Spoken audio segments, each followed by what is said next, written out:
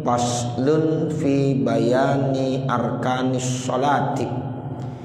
Ini satu pasal menerangkan tentang rukun-rukun sholat. Jadi bahasan malam hari ini kita udah masuk kepada arkanus sholat. Ini hal yang penting. Di dalam sholat itu ada yang namanya rukun sholat. Terkait dengan syarat-syarat udah semuanya kita bahas. Nah sekarang kita masuk pada intinya itu sholat. Ya, jadi di dalam sholat intinya itu yaitu arkan, rukun sholat. Ya, jadi yang rukun sholat ini mesti kita harus tahu dan kita harus benar-benar perhatiin. Karena orang kalau sholat tanpa rukunnya sempurna maka sholatnya enggak sah. Nah makanya kaitannya dengan rukun ini sangat penting sekali. Di sini pengarang kitab Imam Nawawi menjelaskan arkanus sholati sab'ata asyara. Rukun-rukun sholat jumlahnya ada 17. Ya, jadi baik dalam kitab Sapinahnya maupun dalam Kasifatus Sajanya. Nah ini dijelaskan bahwa rukun sholat itu ada 17. Sehingga yang 17 ini harus kita laksanakan. Kurang aja dari 17 ini maka ngesah sholat kita. Nah itu kalau yang ngitungnya ada 17. Sebab nanti ada lagi yang ngitungnya kurang, tapi sebenarnya sama atau ada yang lebih. Tetapi itu pada dasarnya ada tambahan.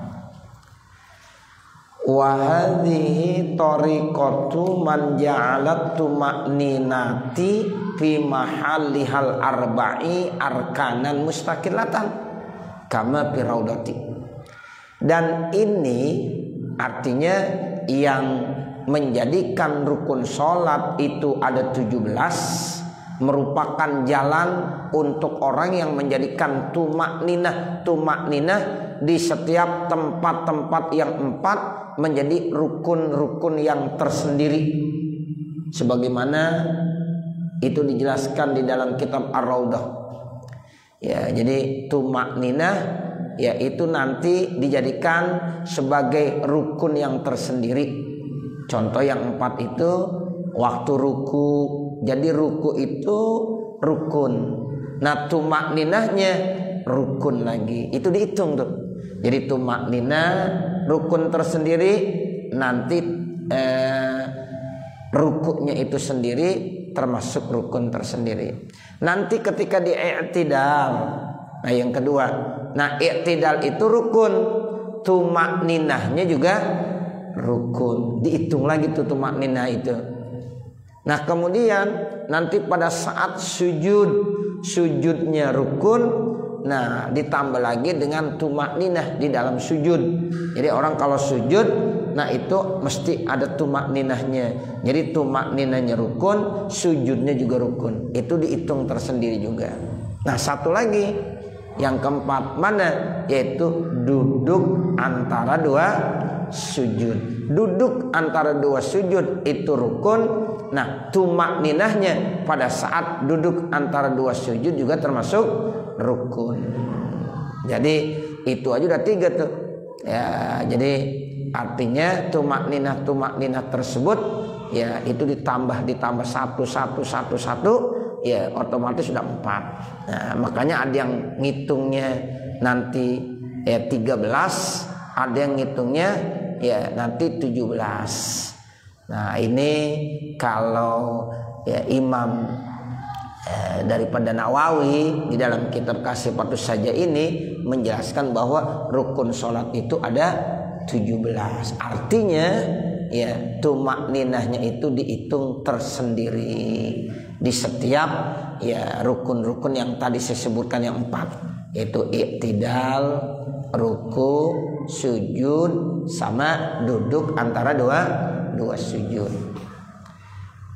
Wa'addaha ba'duhum samaniyata asyara biziyadati niyatil khuruji minas sholati. Nah ada lagi sebagian mereka para ulama menghitung rukun sholat itu 18. bukan 17, tapi ada 18. Kenapa kok bisa lebih satu? Yaitu ditambahkan niat khuruj minas sholat. Jadi niat khuruj minas sholat termasuk rukun. Ya, jadi ketika dia salam itu ditambahkan lagi niat keluar dari sholat. Jadi niat keluar dari sholat, nah itu termasuk rukun tersendiri. Jadi tambahannya 1. Ya, jadi bukan 17 jadi 18. Contohnya siapa yang menghitung begitu? Ka Abi Syuja'in, seperti Imam Abi Syuja' di dalam kitab Fathul Qarib tuh. Ya, kalau kita baca Takrib Fathul Qarib, nah nanti rukun sholat jumlahnya ada 18, bukan 17. Kenapa? Kelebihan 1, karena dia menambahkan niatul khuruj minas sholat, itu termasuk rukun sholat. Tapi kalau menurut Imam Nawawi enggak, niatul khuruj minas sholat itu termasuk sunnah. Ya, termasuk sunnah saja, bukan termasuk rukun. Was-sahihu, bermula yang sahih, yang benar, annaha, sesungguhnya niatul khuruj minas shalah, nah itu sunnatun. Tuh begitu. Ya, jadi makanya Imam Nawawi bukan nyebutnya 18 tapi 17. Karena niatul khuruj minas shalah seperti yang dikemukakan oleh Imam Abu Syuja' di dalam kitab Takrib maupun Fathul Qarib, nah itu hanya sunnah menurut Imam Nawawi. Wa'addaha ba'duhum kadzalika aidan, dan sebagian mereka para ulama menghitung rukun salat sama seperti itu juga. Artinya 18, lakin bima dzukira, akan tetapi tidak dengan apa yang sudah disebutkan, bal akan tetapi biziyadatil mualati, ditambahkan mualat. Niatil khuruj enggak masuk. Tapi kenapa 18? Ya ditambahin dengan mualat. Mualat itu artinya berturut-turut tuh Bapak Saudara. Dari satu rukun ke rukun yang lainnya enggak boleh ya dilompat-lompat atau diacak, tapi mesti berurutan, itu namanya mualat, terus menerus, enggak boleh dipisah dengan waktu yang lama, itu namanya mualat. Dari nomor satu ke nomor 2 terus, enggak boleh dipisah dengan waktu yang lama, itu namanya mualat. Nah itu ada yang nambahin begitu. Jadi rukun sholat yang 18 itu apa? Mualat, berturut-turut antara satu rukun dengan rukun yang lain, tidak boleh terpisah dengan waktu yang lama. Contohnya di mana? Kama pisittin, sebagaimana di dalam kitab As-Sittin, Sittina Masalah. Ya, itu ada kitab tuh. Ya, namanya Sittina Masalah, Imam Romli itu karangannya. Ya, bagus juga itu kitabnya. Kita kalau baca enak itu. Ya, saya baca di Al-Ma'mur. Ya, di Al-Ma'mur tuh saya baca kitab Sittina Masalah. Ya, itu banyak hal-hal yang enggak ada di kitab-kitab besar, tapi di situ ada. Ya, Imam Romli karangannya. Ya, Sittina Masalah namanya. Nah, itu di dalam kitab Sittin tuh Bapak Saudara, ya itu ditambahkan mualat. Jadi rukun sholat jumlahnya ada 18, bukan 17 seperti yang dikemukakan oleh Imam Nawawi. Kenapa Imam Romli bilang 18? Karena ditambahin 1, yaitu mualat. Ada kata-kata mualat. Wal mu'tamadu annaha syartun lirrukni, dan yang mu'tamad, yang kuat, annaha, sesungguhnya mualat itu syartun lirrukni, itu syarat bagi rukun. Tuh Imam Nawawi bilang begitu. Yang kuat, yang mu'tamad itu bukan termasuk rukun, tapi dia termasuk apa? Syartun lirrukni, syarat bagi rukun. Jadi semuanya ya disampaikan alasannya sama Imam Nawawi. Ya kenapa saya tidak masukkan? Nah itu alasan begitu. Karena mualat itu yang pantas katanya menjadi syartun lirukni, ya syarat bagi rukun. Wa'addaha ba'duhum arba'ata asyara, dan sebagian mereka para ulama menghitung arkanus sholat itu 14. Nah ada yang menyebutkannya cuma 14 bukan 17. Nah bagaimana tuh? Kok bisa 14? Jauh benar. Nah ini caranya bija'lit tuma'ninati fi mahalihal arba'i ruknan wahidan, dengan menjadikan tumakninah yang ada di tempat yang 4 tadi. Pada saat ruku ada tumakninah, pada saat i'tidal ada tumakninah, pada saat sujud ada tumakninah, pada saat duduk antara 2 sujud ada tumakninah. Kan ada 4 tuh. Nah itu yang 4 itu digabung menjadi ruknan wahidan, hanya 1 rukun. Udah tumakninah aja ya, jadi tumakninah aja 1 ya. Kalau tadi kan Imam Nawawi ngitungnya tuh 1 semuanya. Nah kalau ini yang 4 itu dijadiin 1 aja, udah hanya 1 tumakninah. Tuh litihadi jinsiha, karena sejenis 1 jenisnya. Nah, jadi otomatis jadi kurangin 3, berarti 17 kurangin 3 berapa? 14. Nah itu masuk akal juga, udah bener juga. Ya itu ada yang menghitungnya hanya ya 14, karena rukun yang ada pada 4 tempat tadi hanya disebut 1, udah tumakninah. Makanya Bapak Saudara, kita kalau sholat tolong perhatiin benar. Kalau giliran ruku harus ada tumakninahnya. Semua orang ruku itu ruku rukun, tapi kalau nggak ada tumakninahnya kagak sah sholatnya. Ya, jadi ruku itu Allahu Akbar, di ruku tenang. Ya, jangan masih ya belum tenang udah bangun, nggak sah sholatnya karena nggak ada tumakninahnya. Begitu juga yang kedua pada saat i'tidal. Nah ini rata-rata banyak orang salahnya di i'tidal. Jadi ketika dia bilang sami Allahu liman hamidah, kemudian tangannya masih goyang-goyang, ya belum siap, belum tumakninah, kemudian dia sudah sujud. Nah ini juga nggak benar. Ya ada orang kalau kita lihat sholatnya sami Allahu liman hamidah, Allahu Akbar, ini tangannya masih begini-begini, udah Allahu Akbar, walaupun dibaca Rabbana lakal hamdu ya, atau Rabbana walakal hamd kan boleh. Kita baca Rabbana lakal hamdu boleh, Rabbana walakal hamd juga boleh ya. Itu terdapat di beberapa kitab dijelaskan. Jadi ketika imam baca sami Allahu liman hamidah, makmum tetap baca sami Allahu liman hamidah. Ini kalau mazhab Imam Syafi'i ya. Jadi imam baca ya sami Allahu liman hamidah, makmum tetap baca sami Allahu liman hamidah, baru Rabbana walakal hamd. Boleh baca begitu ya. Ini kadang-kadang kita salah juga ya, ikut-ikutan karena habis dari Makkah ya imam baca sami Allahu liman hamidah, makmum Rabbana walakal hamd. Di sini ngikutin ya begitu. Makanya kita harus ngaji. Kalau kita ngaji entah kita paham.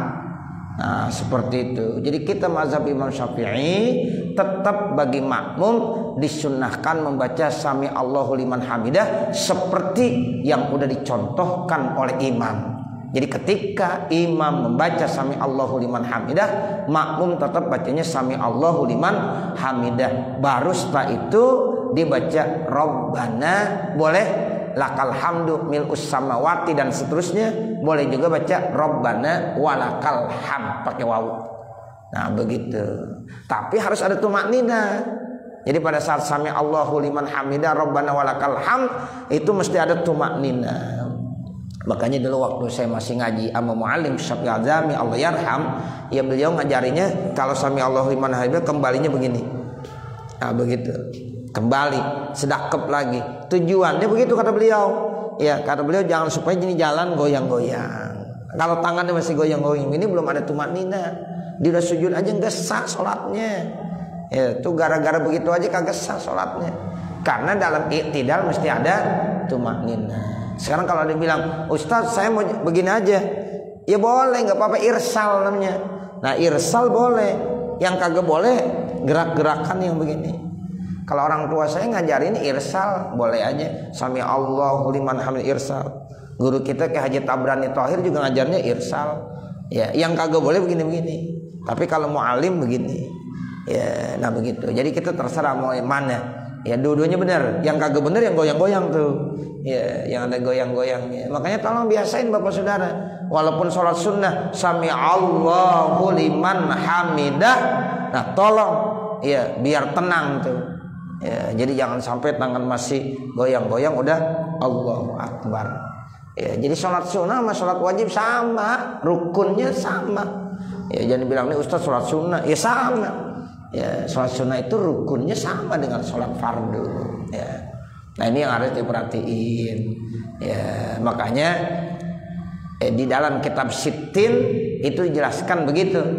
Ya, jadi yang 4 tadi yang memang ada tumak ninanya, maka tumak nina itu dijadikan satu ruknan wahidan. Alasannya kenapa? Littihadi jinsiha, karena satu jenisnya. Apa? Tumak nina. Ya, pada saat ruku tumak nina, pada saat iktidal tumak nina, pada saat sujud tumak nina, pada saat duduk antara dua sujud tumak nina. Kan 4 tuh. Ya, sejenis tumak nina. Makanya kata Imam Romli dalam kitab Sittin, udah jadiin satu aja. Nah, otomatis kalau jadiin satu jadi kurang nanti bilangannya. Makanya dihitungnya jadi berapa? Jadi hanya 14. 17 dikurang berapa? Kurang 3. Wa ba'duhum khamsata asyara, sebagian mereka para ulama ya menyebutkan rukun salat ada 15. Nah, bagaimana tuh ada 15? Yang tadi 14 tambah 1 lagi biziyadati qarnin niyati bitakbiri, dengan menambahkan menyertakan niat pada saat takbir. Jadi pada saat takbir Allahu Akbar itu saat takbiratul ihram tolong sertakan niat. Nah, itu yang dikatakan qasdus syai'i muqtarinan bi fi'lih. Tuh, jadi niat termasuk rukun. Ya, nah ini ada yang ya punya pendapat pada saat lagi takbiratul ihram sertakan niat. Jadi menyertakan niat pada saat takbiratul ihram termasuk rukun. Ya, Allahu Akbar. Sementara kalau kita membaca usolli fardal maghribi salasa raka'atin mustaqbilal kiblati adaan makmuman lillahi ta'ala, itu namanya at-talaffuz bin niyah. Kata Imam Syafi'i mustahabun.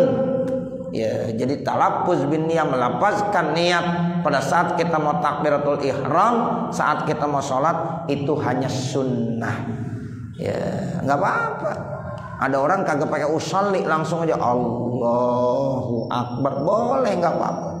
Tapi kalau kita udah dibiasain tuh, emang Imam Syafi'i menganjurkan mustahabun. Makanya orang-orang tua kita, guru-guru kita ngajarin begitu. Sebelum kita sholat kita siap terlebih dahulu. Ya, kemudian kita baca usolli fardhu isya'i arba'a raka'atin mustaqbilal kiblati adaan makmuman lillahi ta'ala. Itu namanya talaffuz bin niyah. Bukan rukun, itu sunnah. Nah, rukunnya nanti pada saat takbiratul ihram sertakan niat Allah. Nah, pada saat Allahu Akbar, Bapak Saudara, itu harus ada qasad ta'arrud ta'yin. Tuh, jadi mesti ada tuh qasad ta'arrud ta'yin, itu mesti ada. Ya, jadi saya sholat fardu isya minimal begitu. Nah, kalau kita jadi makmum ya makmuman. Kalau kita jadi imaman ya niat imaman sunnah. Kecuali kalau salat Jumat imaman niatnya wajib. Nah, seperti itu.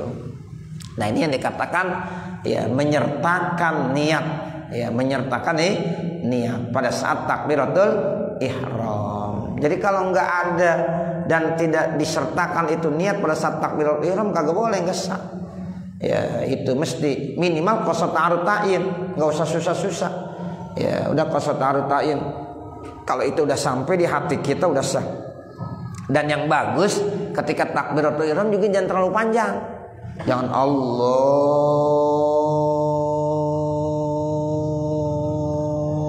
Akbar lah panjang amat.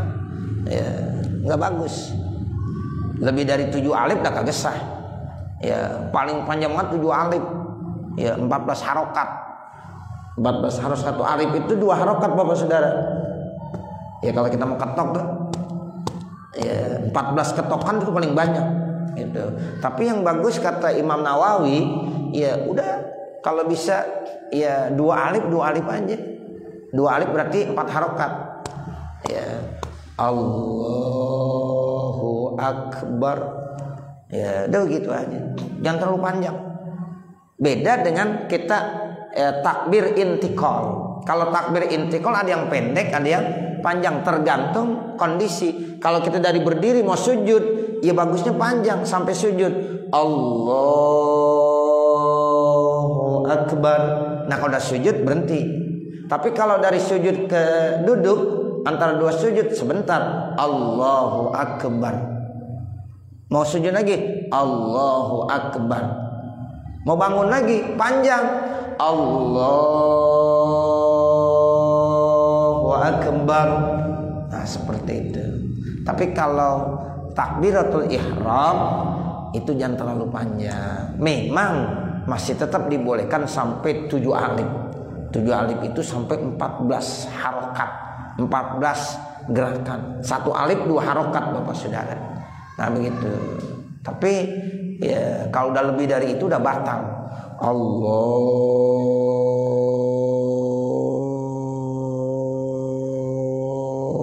itu layangan kuang gitu. Ya begitu. Jangan terlalu panjang. Ya seperti itu. Udah 2 alif. Ya itu tuh. Ya kalau enggak sampai 2 alif, ya 3 alif lah, 6 harokat. Nah seperti itu. Jadi ya, hal menyertakan niat pada saat takbir itu penting sekali. Dan kita jangan was-was, biasain jangan was-was. Ada orang takbiratul ihram susah banget. Allah, nggak jadi lagi. Allah. Imam udah ghairil maghdubi alaihim, dia masih al aja. Ya, kan repot begitu. Makanya jangan biasain. Bismillah udah. Ya, ada satu ya rumus kalau kita pengen supaya takbirul ihramnya mantap, ya baca An-Nas. Bismillahirrahmanirrahim. Qul a'udzu birabbin nas, malikin nas, ilahin nas. Biar supaya tuh sekali jadi. Allahu Akbar. Biasain sekali jadi. Jangan ya diulang lagi. Apalagi sampai berkali-kali sehingga imam sudah ya waladolin, dia masih ngurusin takbiratul ihram aja. Ya, nah ini jangan. Itu namanya was-wasnya udah kebangetan tuh. Ya, ini kan namanya kebiasaan. Makanya kita jangan biasain begitu. Ya, jangan sampai. Kama fit tahriri, sebagaimana dalam kitab At-Tahrir. Ya, ini dulu saya baca kitab tahrir waktu saya masih di pondok. Ya, jadi kiai saya di Cirebon tuh kebetulan emang ya ahli fikih. Ya, jadi ahli fikih. Jadi beliau baca Fathul Mu'in, ya Anatul Talibin baca tahrir. Ya, itu orang tua saya ketika saya mau dibawa ke pondok nanya dulu kitabnya apa yang dibaca kiai. Tahrir. Ah cocok nih. Ya udah, ya dalamin tuh. Ya seperti itu. Nah ini kama fit tahrir, sebagian dalam kitab tahrir. Wal mu'tamadu, menurut kaul yang mu'tamad, annaha hay'atun linniyah, ya bahwasanya qarnun niyah bit takbir itu merupakan hay'ah, satu kondisi hay'at linniyah bagi niat.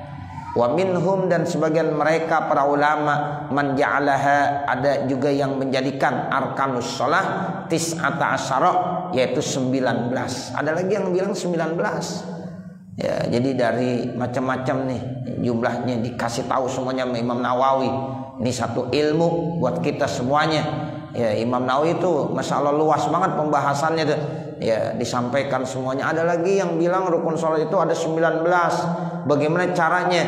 Bijaklil khusyu'i ruknan, dijadikan khusyuk menjadi rukun sholat. Nah ini tingkatan yang tinggi nih.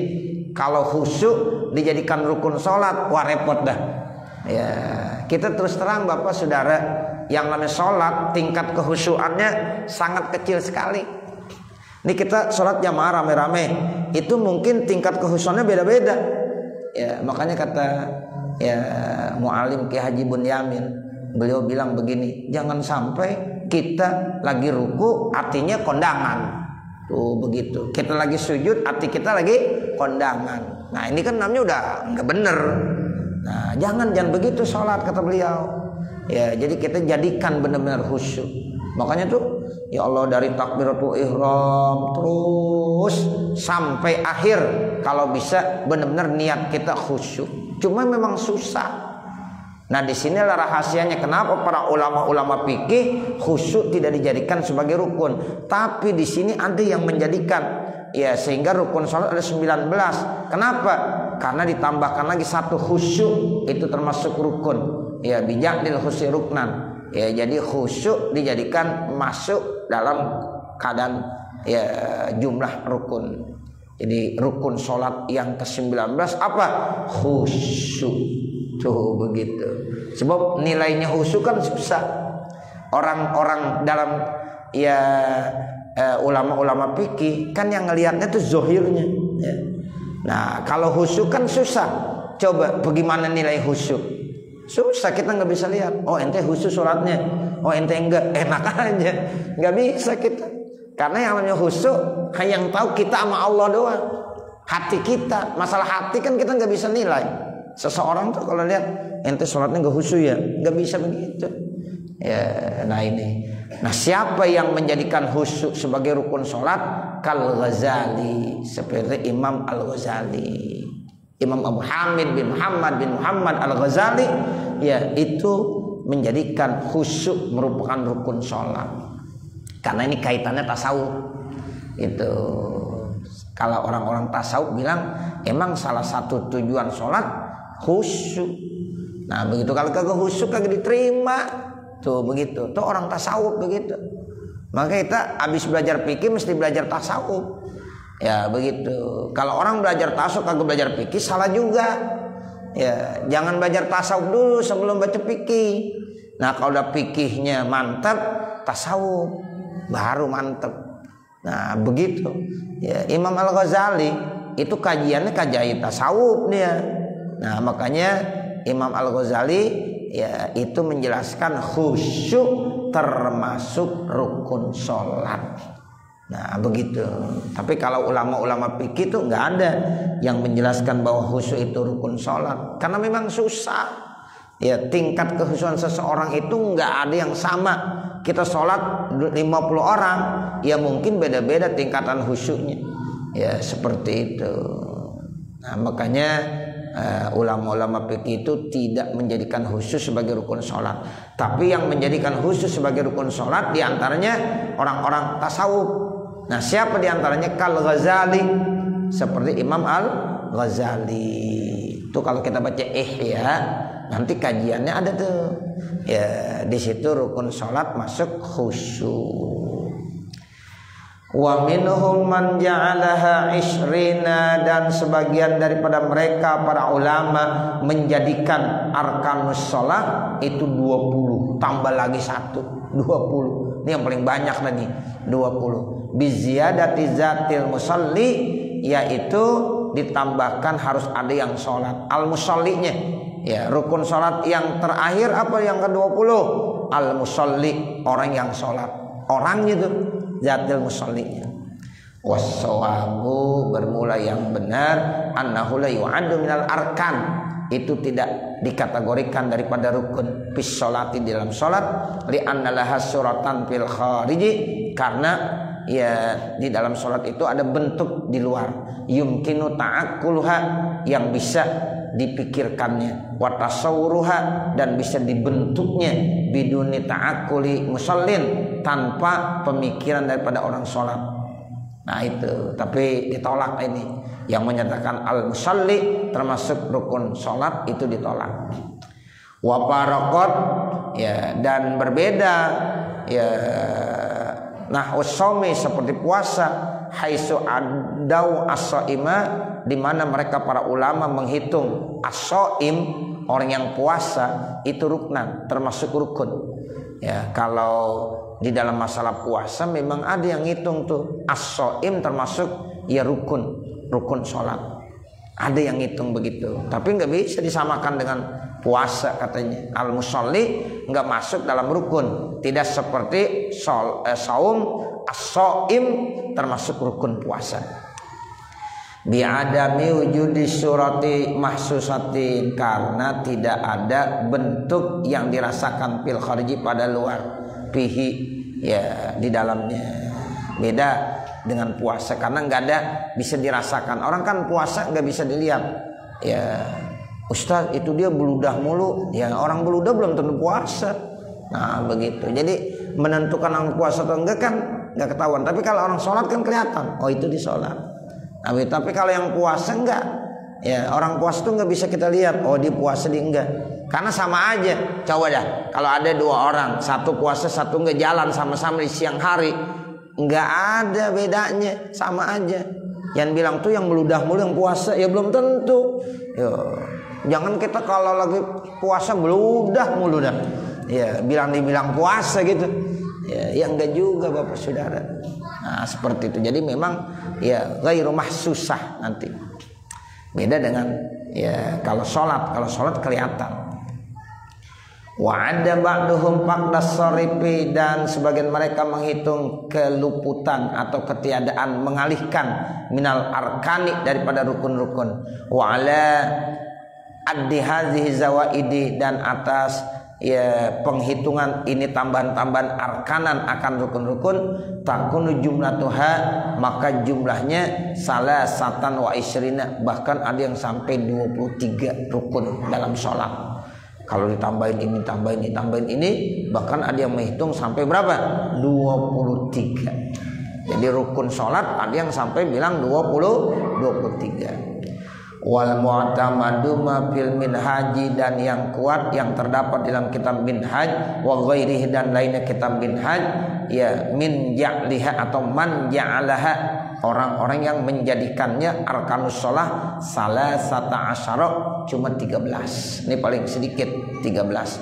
Bija'lit tumakninati hayatan tabi'atan, dengan menjadikan tumanina itu kondisi yang mengikut lirrukni, ya bagi rukun. Tuh begitu. Jadi ada yang menjadikannya cuma 13 saja, karena tumakninah itu dijadikan sebagai ngikut aja, ngikut. Sama niatan af'alan, 8 termasuk rukun af'al atau kita kenal dengan rukun fi'li. Ya, jadi 8 ini termasuk rukun fi'li. Wahya apa? An-niyatu, niat. Ya, ada yang bilang niat itu rukun qalbi. Ya, ada yang bilang niat itu rukun qalbi, tapi ini masuk ya dalam kerjaan. Ya, an-niyah. Terus yang kedua wal qiyamu, berdiri. Itu berdiri ya termasuk ya rukun af'al.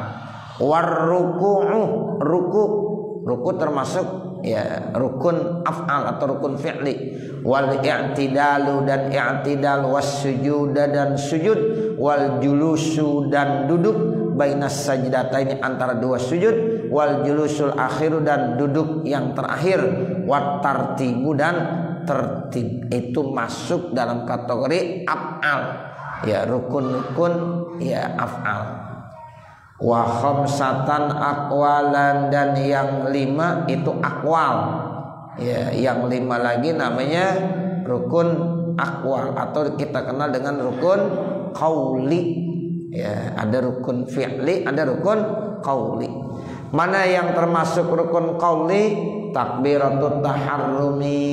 Yang pertama namanya takbiratul ihram. Itu takbiratul ihram itu sebagai pemula daripada sholat. Allahu Akbar, itu takbirnya namanya takbiratul taharrum atau takbiratul ihram. Jadi Bapak Saudara, takbir itu ada 2 macam. Ada takbiratul ihram, ada takbir intiqal. Gitu. Kalau takbiratul ihram itu saat permulaan kita mau sholat, kita baca Allahu Akbar. Nah itu namanya takbirul ihram. Nah takbir-takbir yang lainnya itu namanya takbir intiqal. Apa sih artinya takbir intiqal? Takbir sebagai salah satu tanda ya kita pindah dari satu rukun ke rukun yang lain. Dari satu rukun ke rukun yang lain, itu namanya takbir intiqal. Nah hukumnya bagaimana? Kalau takbiratul ihram rukun, kalau takbir intikal itu hanya apa? Sunnah. Ya, jadi kalau ada orang ya ketika berpindah dari satu rukun ke rukun yang lain tidak mengucapkan Allahu Akbar, nah itu nggak apa-apa, sah aja sholatnya karena dia termasuk ya sunnah aja, sunnah hayat. Sama dengan sami Allahu liman hamidah sebagai pengganti daripada takbir ihram, ada sami Allahu liman hamidah sebagai perpindahan dari ruku mau ke i'tidal, itu sami Allahu liman hamidah, itu juga hukumnya sunnah. Ya, jadi kalau ada orang kagak baca sami Allahu liman hamidah, sah sholatnya, sah. Ya, karena itu dia termasuk sunnah hayat namanya. Nah ini jadi yang termasuk rukun qauli takbiratul ihram. Kemudian apa lagi? Wal fatihatu, membaca fatihah. Ya, membaca fatihah juga termasuk rukun qauli. Ya, makanya nanti benar-benar harus ya bacaannya, makharijul hurufnya harus benar. Ya kalau kita sholat baca fatihahnya nggak benar kagak sah. Ya, alhamdulillahi rabbil alamin. Kita baca alhamdulillah. Tuh, alhamdu bacanya alhamdu. Alhamdu, alhamdu, alhamdu, alhamdu. Ya, nggak boleh. Ya, kan ada orang kagak bisa baca alhamdu. Ya, bacanya alhamdu, alhamdu juga. Nah, itu nggak boleh Bapak Saudara. Belajar. Ya, makanya baca Fatihah harus belajar. Kalau kita sholat nggak pakai belajar, repot ntar. Ya, apalagi udah jadi imam aja. Ya, baca Fatihahnya belum bener, mau jadi imam aja. Ya nggak sah, semuanya nggak sah ntar.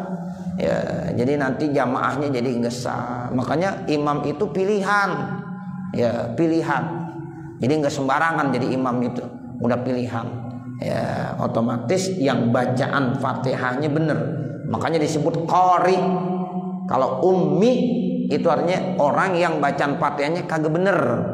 Ya, kita makanya suruh periksa. Dulu masih Mu'alim Syafi'i Azim, beliau masih ada. Beliau bilang begitu. Ayo, Fatihahnya benerin satu-satu.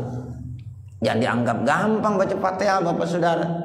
Ya, itu saya dulu waktu mondok ya di Cirebon, itu salah satu santrinya kalau mau masuk pondok ya ditesnya baca Fatihah sama tasahud. Ya, tasahud akhir. Ya, jadi dua tuh, baca Fatihah sama tasahud akhir. Itu. Sebab ini doanya penting dalam sholat. Tasahud akhir termasuk rukun. Ya, begitu. Fatihah termasuk rukun. Nah, jadi jangan sampai kita sholat tapi Fatihahnya enggak benar. Ya, tasdid aja kurang, kagak sah juga. Iyyaka na'budu, kita baca iyyaka na'budu wa iyyaka nasta'in, enggak sah. Ya, itu baru tasdid doang. Ya, makanya enggak boleh disembarangin baca Fatihah. Iyyaka, jangan iyyaka. Iyyaka. Iyyaka, iyyaka. Iyyaka, iyyaka lagi. Ya, Rasul pakai tasdid. Nah, seperti itu. Ya, makanya ngaji penting, Pak. Yang ngaji itu penting, lebih bagus daripada kita sholat 1000 rakaat. Nah, begitu. Jadi kita duduk begini aja sama orang yang sholat 1000 rakaat masih lebih bagus orang yang hadir di majelis ilmu. Ya, kebanding daripada orang yang sholat 1000 rakaat. Nah, seperti itu. Makanya ini motivasi buat kita. Ya, jangan sampai kita malas untuk hadir di majelis ilmu. Ya, sebab orang yang hadir majelis ilmu itu adalah satu bentuk amalan yang paling besar yang Allah berikan ganjaran pahalanya. Seperti itu. Coba kalau saya tanya, kira-kira di antara Bapak ya yang pernah sholat malamnya 1000 rakaat, coba nunjuk siapa? Malamnya 1000 rakaat. Tuh, enggak ada yang mampu 1000 rakaat. Tapi dengan Bapak hadir seperti ini, ya itu nilainya udah lebih bagus daripada 1000 rakaat. Ya, seperti itu. Jadi baca Fatihah. Wa tasyahudu, tasyahud. Baca tasyahud tuh sama termasuk rukun qauli. At-tahiyyatul. Itu tasdid-tasdidnya harus benar. Kalau seandainya kita baca at-tahiyyatul, at-tahiyyatul, ya itu at-tahiyyatul salah. At-tahiyyatul mubarakatus sholawatut. Itu tuh mesti tasdidnya harus benar. Ya, kalau kita baca ya tasyahud Ya, itu tasyahud itu harus benar. At-tahiyyatul mubarakatus sholawatut thayyibatu lillah.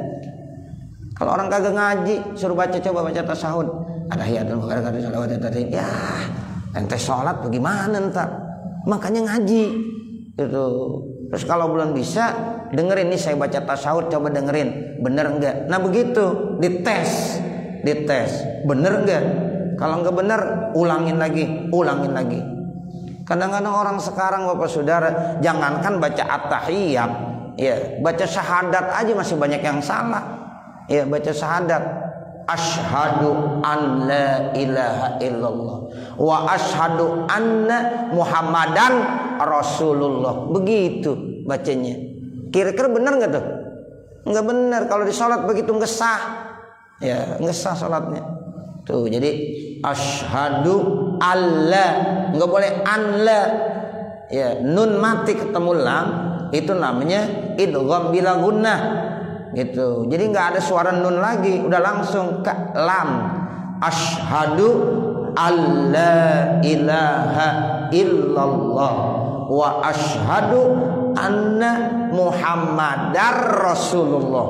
Muhammadar rasulullah. Tanwin, suara tanwin udah nggak ada lagi, udah nggak muhammadan rasulullah, nggak begitu, tapi muhammadar rasulullah. Tuh, jadi tanwin kalau ketemu roh itu idgham bila gunnah. Ya, jadi nggak ada suara tanwinnya lagi. Tapi kalau kita di sholat ya baca muhammadan rasulullah, kagak sah sholatnya karena rukun qaulinya nggak bener. Nah seperti itu. Nah ini tasyahud namanya. Sebab tasyahud termasuk rukun qauli. Wassalatu ala nabi sallallahu alaihi wasallam, membaca selawat kepada Nabi Muhammad sallallahu alaihi wasallam, membaca selawat.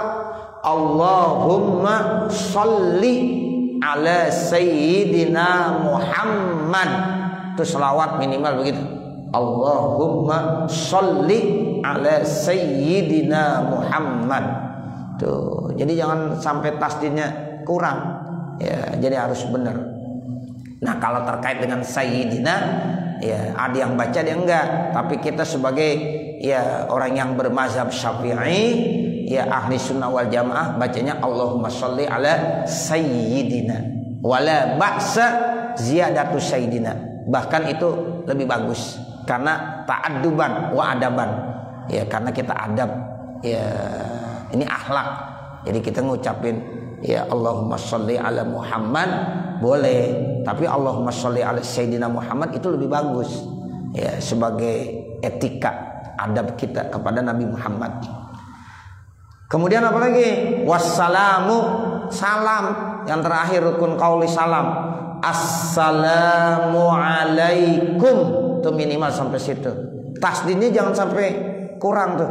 Assalamu alaikum. Ya, ada orang baca Assalamualaikum, salah. Ya, tinggal sholat, tinggal salam doang, kagak benar salamnya. Assalamualaikum warahmatullah, Assalamualaikum warahmatullah, kagak sah sholatnya.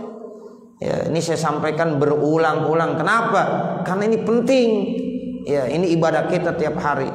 Ya, jadi jangan dianggap sepele. Ya, tuh, jadi tasdidnya harus benar. Assalamualaikum. Nah, warahmatullah. Jadi imam tuh ya harus tegas begitu. Nah, makmum juga begitu. Assalamualaikum. Jangan Assalamualaikum warahmatullah, Assalamualaikum warahmatullah. Enggak boleh. Ya, itu kurang. Ya, ini termasuk rukun qauli namanya, mengucapkan salam. Qala Muhammad al-Baghari, berkata Muhammad al-Baghari, wa qad subihatis sholatu, dan diserupakan sholat itu bil insani, dengan manusia. Jadi kata Imam Muhammad al-Baghari, ya sholat itu kadang-kadang diserupakan dengan manusia. Bagaimana? Pasyartu kahayati, syarat itu seperti kehidupannya. Ya, waruknu karoksi, rukun seperti kepalanya. Ya, kepala penting nggak kira-kira? Penting sekali. Sekarang saya tanya Bapak Saudara, ya, kalau ada orang nggak punya tangan, bisa nggak hidup? Bisa. Nggak punya kaki, bisa nggak hidup? Bisa. Ada orang tangannya nggak ada, kakinya nggak ada, masih hidup.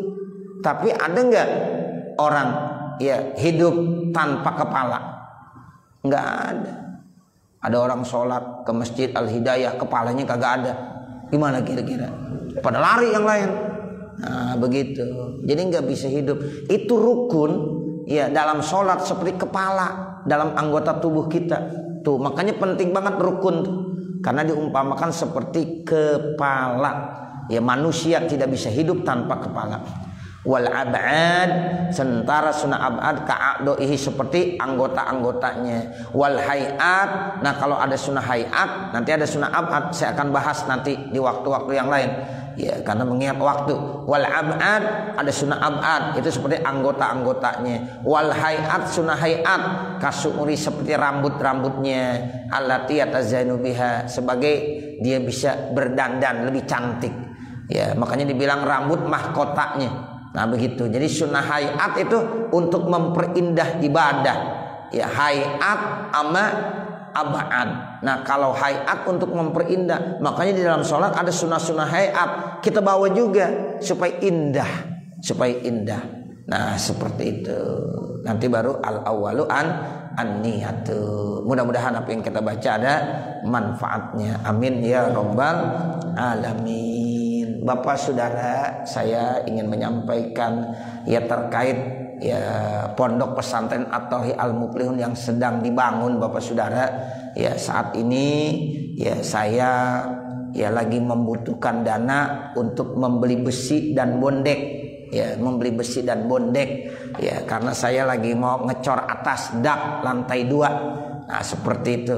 Ya mungkin di antara Bapak hadirin jamaah sekalian yang kebetulan ada rezekinya ya yang mau memberikan infak sodakohnya ya untuk membantu ya pembangunan pondok pesantren atau Al-Muflihun, dipersilakan bisa memberikan kepada saudara Iqbal atau langsung ke saya. Dan saya juga mengucapkan terima kasih yang sudah memberikan infak sodakoh bulanannya, donaturnya ya yang selalu dilaporkan kepada saya, disetorkan kepada saya setiap bulannya. Ya mungkin di antara Bapak saudara ya mungkin ada yang mau ingin memberikan infak sodakohnya, mudah-mudahan ya karena saat ini ya saya lagi butuh untuk memberi atau membeli besi dan bondek. Ya mudah-mudahan doakan Bapak saudara ya ini pengecoran dak ya untuk lantai 2 bisa berjalan dengan lancar dan sukses. Itu aja Bapak saudara ya, mudah-mudahan insya Allah Allah senantiasa memberikan keluasan rezeki buat kita semuanya ya sehingga kita bisa memanfaatkannya dengan sebaik-baiknya. Mari sama-sama kita baca Fatihah. Mudah-mudahan apa yang telah kita baca pada kesempatan malam hari ini ada manfaatnya. Wa sallallahu ala sayyidina Muhammadin wa ala alihi wa sahbihi wa sallam. Walhamdulillahi rabbil alamin. Al-Fatihah. A'udzu billahi minasyaitonir rajim. Bismillahirrahmanirrahim. Alhamdulillahi rabbil alamin. Arrahmanir rahim. Maliki yaumiddin. Iyyaka na'budu wa iyyaka nasta'in. Ihdinas siratal mustaqim. Siratal ladzina an'amta 'alaihim ghairil maghdubi 'alaihim waladdallin. Rabbighfirli wa liwalidayya amin. Bismillahirrahmanirrahim. Alhamdulillahi rabbil alamin. Allahumma shalli ala sayyidina Muhammad wa ala ali sayyidina Muhammad. Assalatu wassalamu alayka ya Rasulullah. Assalatu wassalamu alayka ya safwatallah. Allahumma asrah lana sudurana wa yassir lana umurana warham amwatana washfi mardana waqdi hawaijana wahtim bisolihati a'malana birahmatika ya arhamar rahimin. Rabbana atina fid dunya hasanah wa fil akhirati hasanah wa qina adzabannar. Wa sallallahu ala sayyidina Muhammadin wa ala alihi wa sahbihi wa sallam. Walhamdulillahi rabbil alamin. Wassalamualaikum warahmatullahi wabarakatuh. Para bapak hadirin